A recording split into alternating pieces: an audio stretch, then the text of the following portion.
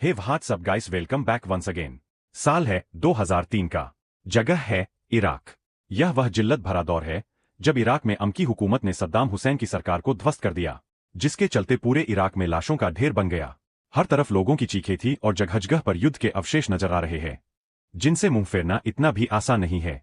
इसी बीच हम अहमान नाम के लड़के को देखते हैं, जिसकी उम्र 12 साल है। वो अभी इराक के रेतीले रास्तों से होकर साउथ की तरफ जा रहा है, क्योंकि उसे कुछ पता चला है कि 1991 में हुए युद्ध के दौरान जिन इराकी कैदियों को सरकार ने पकड़ा था, उन्हें अब अमेरिकन ने जेल से रिहा करवा दिया, और इन्हीं में से उसके पिता भी थे। अहमद के साथ उसकी बूढ़ी दादी है, जो सिर्फ अपने बेटे को देखने के लिए इतने मीलों दूर से चलती हुई आ रही है। इनके चेहरों से साफ पता चल रहा है इन्हें यह सफर शुरू करे महीने बीत चुके हैं, लेकिन अभी भी मंजिल इनसे कोसों दूर है। पर फिर भी दादी ने हिम्मत नहीं छोड़ी। उन्हें अपने रब पर भरोसा है, वह किसी भी तरह करके उन्हें उनके बेटे से मिलवा देगा। उसी उम्मीद में वह उस पूरे रेगिस्तान को पैरों से नाप देती है। हालांकि अहमद अब थक चुका है, इसीलिए वह उनसे कहता है कि हमें घर लौट जाना चाहिए, पर वह अपने बेटे से बिना मिले नहीं जाने वाली। थोड़ी ही देर के बाद जब वह नमाज पढ़ रही होती है, उसी दौरान वहां एक ट्रक गुजरी, जिससे अहमान लिफ्ट मांगने की होड़ में कूद पड़ा, पर वह ट्रक बिना रुके ही चला गया, जो देख उसे बहुत बुरा लगा कि कोई इतना निर्दयी कैसे हो सकता है। अब जब दूसरी बारी एक गाड़ी वहां से गुजरी तो दादी उसके सामने आ गई, तो अहमद ने जाकर ड्राइवर से कहा उन्हें साउथ की तरफ जाना है, क्या वह उनकी मदद कर देगा। तो उसने कहा कि साउथ यहां से 1000 मील दूर है, पर हाँ, वह बगदाद तक उसे छोड़ सकता है, पर उसके लिए उन्हें 500 दिनार देने पड़ेंगे। यह सुनकर अहमद भड़क गया और कहने लगा कि तुम लुटेरे हो, हमारी मजबूरी का फायदा उठा रहे हो। लेकिन इतने में दादी ने उस ड्राइवर के हाथों में पैसे रख दिए, जिसके बाद वह उन्हें पीछे बैठने की इजाजत देता है। ज्यादा पैसे देने से अहमद खुश नहीं था, लेकिन दादी को पता था कि अगर उन्होंने इस गाड़ी को भी जाने दिया तो अगली ना जाने कब आएगी, इसीलिए वह उसे मौका हाथ से जाने नहीं देना चाहती। यह दोनों ही अब उस गाड़ी में बैठकर थोड़ी तेज रफ्तार से अपनी मंजिल की ओर जाने लगे। इसी दौरान हम अहमद के हाथ में एक बांसुरी को देखते हैं, जिससे वह हर समय बजाने की कोशिश करता है, लेकिन वह उसे सही ढंग से बज नहीं पाती। दरअसल वह उसके पिता की दी हुई है, क्योंकि वह एक सिंगर थे और अहमद भी उन्हीं के नक्शे कदम पर चलता जा रहा है। कुछ समय के बाद जब यह लोग रुके तो रहमान ने अब बहुत ही नम्रता से पूछा आखिर उसके माता पिता कहाँ हैं। उसने बताया जब वह छोटा था तो उसकी मां की मौत हो गई, और उसी दौरान उसके पिता को भी कुछ लोगों ने जबरदस्ती उठा लिया, इसीलिए तो अब उसे उनकी शक्ल भी सही से याद नहीं आई, क्योंकि तब वह बहुत ही छोटा था। उसकी बातें सुनकर रहमान का दिल पसीज गया। आखिर है तो वह भी इंसान। उसे पता है कि उसके देश की जो हालत चल रही है, उसमें ना जाने ऐसे कितनी कहानियां हैं जिन्हें सुनकर किसी का भी दिल छन्नी हो जाएगा। अब रहमान और उसकी दोस्ती अच्छी हो गई है, इसीलिए वह उसे काफी कुछ बताता है। अब बीच सफर में दादी की आंख लग जाती है, तब रहमान अपने पिता की जैकेट पहन लेता है, जिससे हमें यहां से पता चलता है कि असल में उसके पिता एक सोल्जर थे, ना कोई संगीतकार। उनका सपना जरूर था कि वह संगीत की दुनिया में जाएं, लेकिन हालातों ने उन्हें सपने को कुचलने पर मजबूर कर दिया। अचानक गाड़ी रुक गई, क्योंकि आगे बहुत सी यूएस आर्मी की गाड़ियां खड़ी है। उनका कहना था कि आगे जाना सही नहीं है, लेकिन दादी की आंख खुल गई जब उन्होंने अहमान को वो जैकेट पहने हुए देखा, तो उस पर गुस्सा करने लगे, क्योंकि वह नहीं चाहते कि वह अपने पिता की तरह एक सोल्जर बने, क्योंकि सोल्जर की जिंदगी में सिर्फ दर्द लिखा होता है। अब देर रात वो लोग वहीं रुकते हैं, तो रहमान उनसे पूछता है कि आखिर वह इस बच्चे को इस जंगल के हालातों में लेकर क्यों आई है। आपको तो यह भी नहीं पता कि उसके पिता जिंदा है या नहीं। मुझे तो नहीं लगता कि वह जिंदा होंगे इन हालातों को देखकर, लेकिन दादी को यकीन था अपने खुदा पर, वह कुछ ना कुछ जरूर उनके लिए करेगा। लेकिन रहमान नास्तिक है, उसका मानना है कि ऊपर कोई नहीं है, क्योंकि अगर कोई होता तो कभी कोई मासूम बेकसूर लोगों को मारने नहीं देता। सुबह हुई, यह लोग बगदाद के लिए निकल पड़े। जब यह शहर में घुसे तो वहां सिर्फ चारों तरफ धुआं ही धुआं था। रहमान ने इन्हें वहां एक बस स्टैंड पर उतार दिया, बताया कि यहां पर बस आएगी जो तुम लोगों को साउथ तक लेकर जाएगी। अब उसने दादी जी को वह पैसे लौटाने की भी कोशिश की, वह लेने से इनकार कर देती है, तो उसने वह पैसे अहमद को दे दिए। उन्हें उसी हाल में अकेला छोड़कर चला गया। दादी को पता चलता है कि आज कोई बस नहीं आएगी जो उन्हें उनकी मंजिल तक पहुंचा दे। इन्हें एक दिन यहीं पर गुजारना पड़ेगा, इसीलिए वह कुछ खाते हैं, और वही उसके बाद वह अहमद के लिए लेटर पढ़ने को देती है। इससे पहले ना जाने कितनी बार पढ़ चुका है, अब दोबारा नहीं पढ़ना चाहता। दरअसल दोस्तों, यह लेटर यूसुफ अली नाम के शख्स का है, जो अहमद के पिता के साथ उनकी यूनिट में मौजूद था, जब तक अमेरिकन आर्मी ने हमला नहीं किया था। उस लेटर को सुनते सुनते दादी की आंख लग गई। इस दौरान अहमद ने देखा कि सामने एक लड़का सिगरेट बेच रहा है, जो कि उसकी ही हम उम्र का है। इतनी देर में वहां बस आ गई, लेकिन अहमद अब कहीं दिखाई नहीं दे रहा है। बेचारी दादी परेशान होकर उसे हर जगह ढूंढने लगी, लेकिन कोई भी उनकी भाषा को समझ नहीं पा रहा है। दरअसल उन्हें कुर्दिश भाषा आती है, और यहाँ पर ज्यादातर लोग अरेबिक बोलते हैं। अब बस किसी भी समय छूट सकती है। तभी अहमद मिल गया। वह असल में उस लड़के के साथ सिगरेट बेच रहा था जिसका नाम कासिम होता है। वह अपनी दादी से बोलता है कि मैं बस इसकी मदद कर रहा था। अब जैसे तैसे कहकर अहमद बस में बैठ गया पर दादी नीचे ही रह गई। बस चल पड़ी। चीखते चिल्लाती रही पर वह बस रुकने का नाम नहीं ले रही है। इस चीज को कासिम ने देख लिया और उसके पीछे भागकर बस को रोक दिया। तब जाकर दादी बस में चढ़ सकी। ड्राइवर का कहना था कि उसे गर्दिश नहीं आती, इसीलिए उसे लगा कि शायद कोई भिखारी होगा। दोनों बहुत खुश थे कि वह मिल गए। अब जाते हुए कासिम ने अहमद को हाथ हिलाकर अलविदा कहा और बोला कि वापस जल्दी आना।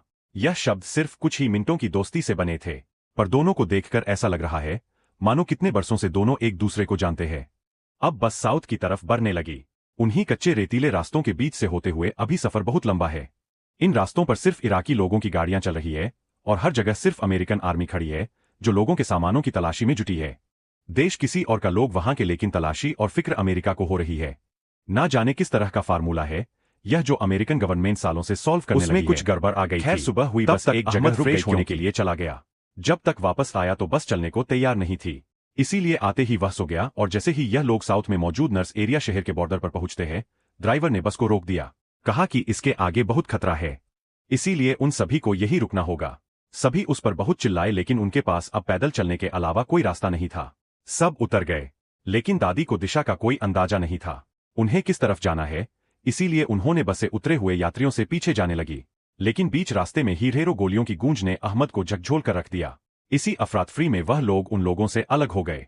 जिस जगह यह खड़े थे वहां आसपास सिर्फ और सिर्फ मलबा था। जहां पर कभी एक आबाद शहर हुआ करता था, आज वहां सिर्फ घरों के मलबे और छोटे बच्चों की किताबें खिलौने पड़े हैं। इन्हीं में से एक डॉल अहमद भी उठा लेता है जो उसे बहुत पसंद आई थी। इतने में दादी बोली कि तुम जाकर ऊपर से देखो वो लोग कहाँ गए, तो हम भी उनके पीछे जाएंगे। वह एक ऊंची इमारत के मलबे पर चढ़ गया और चारों तरफ देखने लग गया। तब वह लोग उसे एक ब्रिज को पार करते हुए दिख गए जिसके उस पार वही कैद खाना था जहां पर अहमद के पिता को बंद किया गया। दादी फौरन उसी तरफ बढ़ गई, लेकिन उन्होंने अहमद को बीच रास्ते में अच्छे कपड़े दिए, उसके मुंह को भी धुला, क्योंकि वह नहीं चाहती कि उसके पिता अपने बेटे को ऐसी हालत में देखे। जब वह वहां उस कैद खाने में पहुंचा तो हजारों औरतें वहां पहले से मौजूद थी जो अपनों की तलाश में आई थी, लेकिन उनमें से अधिकतर रो रही थी। शायद उनका सामना सच्चाई से हो चुका था। अब अहमद वहां एक कैदियों की लिस्ट लेकर बैठा। एक शख्स दिखा बारे में पूछने लगा अपने पिता के। उसके पिता का नाम तो इस लिस्ट में है ही नहीं। यह जानकर वह बुरी तरह से टूट गया, पर उस शख्स ने बताया कि पास में ही लाशों का ढेर है, हो सकता है कि उसके पिता उसमें हो। और यह सुनने के बाद उसकी आंखों में पानी के झरने की तरह आंसू बहने लगे। इतने लंबे सफर को तय करके वह यह सुनने के लिए तो यहाँ पर नहीं आया था, और इसी बेकरारी में उसने उस पूरी जगह को खंगाल दिया, इस उम्मीद में कि कहीं तो उसके पिता का दीदार हो जाए। लेकिन वह कहीं नहीं मिले। दोनों मायूस होकर वापस बस स्टैंड आ गए। बगदाद जाने वाली बस में बैठ गए। इस दौरान अहमद से एक शख्स ने पूछा क्या वह संगीत जानता है, क्योंकि उसके हाथ में वह बांसुरी थी। उसने बताया कि नहीं, लेकिन एक दिन वह जरूर एक बड़ा संगीतकार बनेगा, अपने पिता के नाम के सपने को जिएगा जो वह हमेशा से चाहते थे। उस शख्स ने उसे कुछ संतरे खाने को दिए और कहा कि हिम्मत रहो और कोशिश करो, सब हासिल हो जाएगा, क्योंकि अगर ऊपर वाले ने मान लिया तो वह अंधे को भी रेगिस्तान में पानी हासिल करवा देता है। खैर कुछ देर बाद बस रुक पड़ी क्योंकि उसमें खराबी आ गई थी, जिसके बाद वह लोग वहां से पैदल जाने लगे। उनके इस सफर में मूसा भी था, वही आदमी जो अहमद को बस में मिला था। उसे काफी अच्छी गर्दिश आती है, इसीलिए उनके बीच अच्छी बनेगी। जब रात हुई तो दादी ने उसे अपने हालातों के बारे में बताया, तो वही मूसा ने भी अपनी जिंदगी के उस पन्नों को पढ़ना शुरू किया जो उसे हर दिन थोड़ा थोड़ा मारता है। दरअसल वह अल अनफाल कैंप का हिस्सा है। यह वही कैंप था जिसने सद्दाम हुसैन को विद्रोह में ना जाने कितने गर्दिश लोगों को मौत के घाट उतार दिया। यह जानने के बाद तो दादी उसे हत्यारा कहकर पुकारने लगी, पर मूसा ने बताया कि उसने यह सब कुछ जानबूझकर नहीं किया, वह लोग मार उसे करवाया गया। लेकिन दादी अगर वह ऐसा नहीं सुनती जिसके लिए वह वहां से उतर कर चला गया। सुबह जब हुई तो अहमद टॉयलेट के लिए खेतों में गया। वापस जब आया तो उसने वहां मौजूद एक वाटर इंजन को चलाने की कोशिश की, लेकिन बात नहीं बनी। तभी वहां पर मूसा आ गया जिसने उस इंजन को चालू कर दिया, जिसमें से ढेरों पानी आया। पर जब दादी ने देखा कि उनका पोता एक हथियारे के साथ खड़ा है तो वह उसे वहां से घसीट कर ले गई। लेकिन मूसा को मालूम था कि उसने गलती की है, लेकिन इसके लिए वह न जाने कितनी बार खुदा से भीख में क्षमा मांग चुका है। जब उसने उन दोनों को अकेले जाते हुए देखा तो उसे बहुत बुरा लगा। यहाँ ऐसे इस जगह पर एक औरत का अकेले जाना सही नहीं है, इसीलिए वह उनके पीछे पीछे जाने लगा और बताने लगा कि उसने सुना है कि पास के एक मस्जिद में एक कैदी को लेकर आया गया है जो बहुत ही जख्मी है। ऐसा उसने सुना है, हो सकता है कि वह वही शख्स हो जिसकी उनकी तलाश हो। दादी ने उसकी बातों पर कोई तवज्जो नहीं दी, लेकिन बाद में वह मान गई और उसके साथ उसी मस्जिद में गई। लेकिन जब दादी अंदर गई तो वह इब्राहिम नहीं था, जिससे उनका दिल टूट गया। लेकिन बाहर खड़े शख्स ने बताया कि पास में ही एक मांस गिरेव मिली है। हो सकता है कि जिसकी तलाश है वह तुम्हें वही मिले। अब इससे ज्यादा कठोर और निदी बात एक मां के लिए क्या हो सकती है। अब उसे अपने बेटे को ढूंढने के लिए कब्रिस्तान जाना होगा। क्या नौबत आ गई है। सिर्फ एक दीदार के लिए उन्होंने पूरे इराक के अपने पैरों से नाप दिया। जब यह लोग उस कब्रिस्तान में पहुंचे तो वहां भी उन्हें कोई कब्र नहीं मिली। जाकर दादी का सब्र का बांध टूट गया और वही एक खड़ी हुई कब्र पर जाकर बैठ गई। वह रोने लगी। उनके हाथों में अपने बेटी की तस्वीर बताने लगती है पास कैसे इस देश ने उन्हें पैदा तो कर दिया, लेकिन अब सुकून वाली मौत नहीं दे रहा है।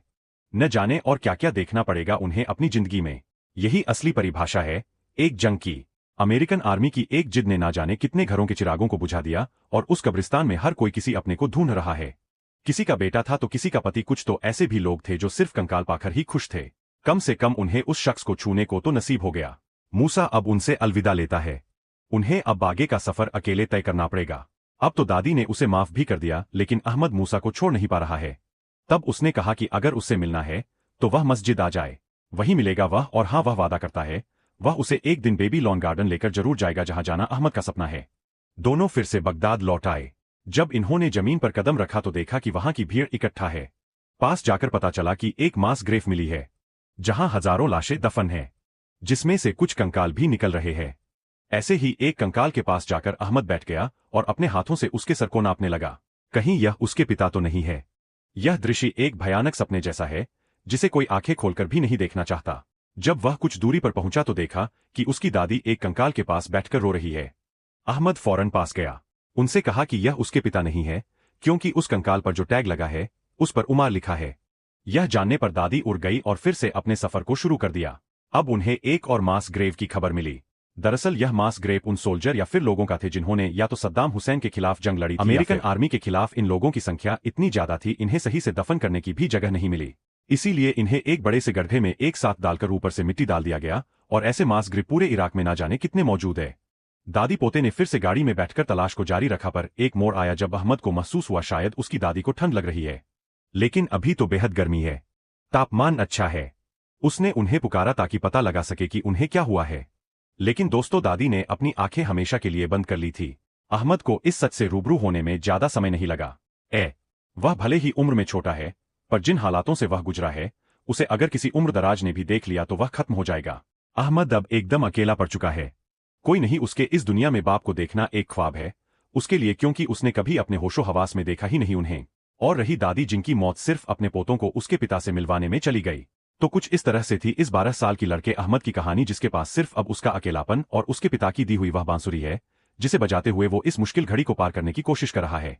आपको कहानी कैसी लगी हमें कमेंट करके जरूर बताइएगा। मिलते हैं अगली वीडियो में।